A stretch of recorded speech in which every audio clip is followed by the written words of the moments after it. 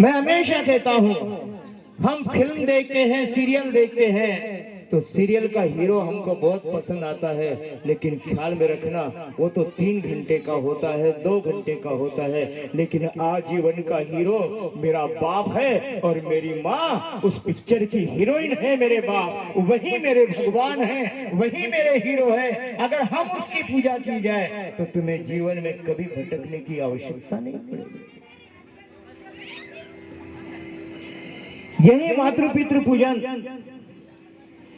जन्माष्टमी के समय हमारे गजेंद्र भाऊ मुझे पूज्य श्री आश्रम बापूजी के आश्रम में लेकर गए। वैसे तो बापूजी के नाम से मुझे बहुत कुछ सुनने के लिए मिला था, मेरे कान भी बधिर हो चुके थे।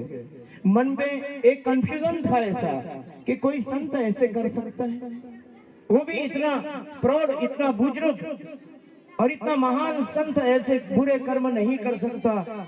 कुछ ना कुछ इसमें तो चाल है, लेकिन कंफ्यूजन था, क्योंकि इस जगत में अगर सत्य बोलने के लिए जाए तो लोग उसको भी पछाड़ने की कोशिश करते हैं मेरे बाप। लेकिन हमारे बापू ने वो काम किया, और वहां पर जाने के बाद में मैंने देखा, और वहां के आश्रम में जाकर स्थिति देखी मेरे बाप। लाखों के सैलाब में सब लोग जन्माष्टमी का महोत्सव कर रहे थे। बापा तो जेल में है, और जेल में रहने के बाद में भी ये महोत्सव वहां के भक्त मंडली कर सकते हैं, तो भक्तों के दिल में कुछ ना कुछ बापू के प्रति आस्था है, इसलिए सब कुछ कर रहे हैं मेरे बाप। आस्था ना होती और बापू ऐसे ना होते तो कोई कार्य नहीं। जहाँ पे गौतम ऋषि के आश्रम में जीव जंतु नहीं था, वैसे बापू के आश्रम में भी जीव जंतु नहीं रहता। लेकिन वहां पर तो मुझे लाखों की संख्या में सारी जनता दिखने लगी, भक्त मंडली दिखने लगी, तो मुझे ऐसा लगा कि बापू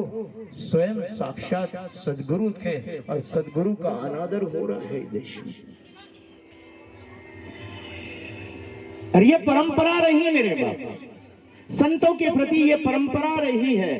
अरे तुकाराम महाराज ने अपने अभंग लिखे थे, तो रामेश्वर भट्ट को ये पसंद नहीं आया था, उसने भीमा नदी में डाल दिए थे मेरे बाप। लेकिन डालने वाले तो खुद डल गए, लेकिन तुकाराम महाराज जगत गुरु कहाए गए। वैसे आसाराम बापू भी जगत गुरु ही है मेरे बाप, जगत गुरु ही है।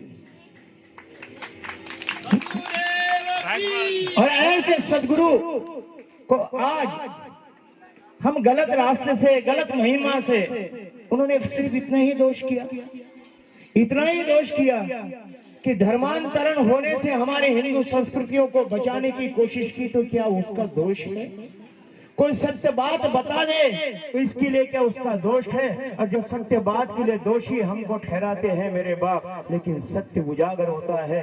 अरे 7 समंदर के पर्दे भी उस पर आ जाए तो सत्य का अंकुर तो उसमें से भी फूट कर बाहर निकलता है। ये वही समय अब आया है। उस समय बापू ने सनातन धर्म की घोषणा की थी, और आज 2014 से सनातन धर्म की घोषणा की पुकार और ध्वजा फहराने लगी। और यही कहता हूं, ये सनातन धर्म को जागरूक करने के लिए जो काम किया, समझ लो इसी वजह से आज राम जी अपनी अयोध्या में 22 जनवरी को स्थापित हो रहे हैं।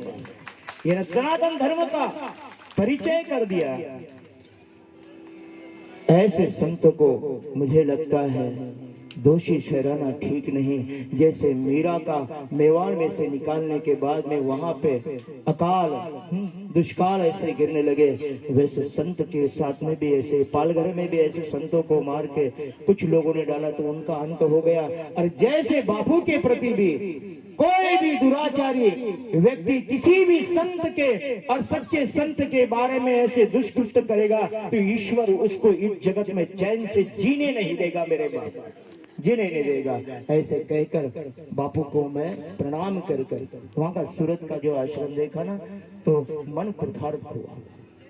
सबको देखकर, सद्भक्तों को देखकर, और आप भी यहाँ पर बापू के नाम से इस तरह से पूजन किए। और तो मैं तो कहता हूँ कि बापू ये हर कथा में हमारे जैसे कथाकारों ने मातृ पितृ पूजन हमेशा करवाना चाहिए। और मैं भी यह संकल्प लेता हूँ कि मेरी जहां पर भी कथा होगी मैं मातृ पितृ पूजन उन बच्चों से, उन गांव के लोगों के हाथ से करवाऊंगा। ये सबसे बड़ा मंत्र मुझे आज आसाराम बापूजी ने दिया, मैं भी उनको अपना गुरु दिल से मानता हूँ। बोलो हरिओम।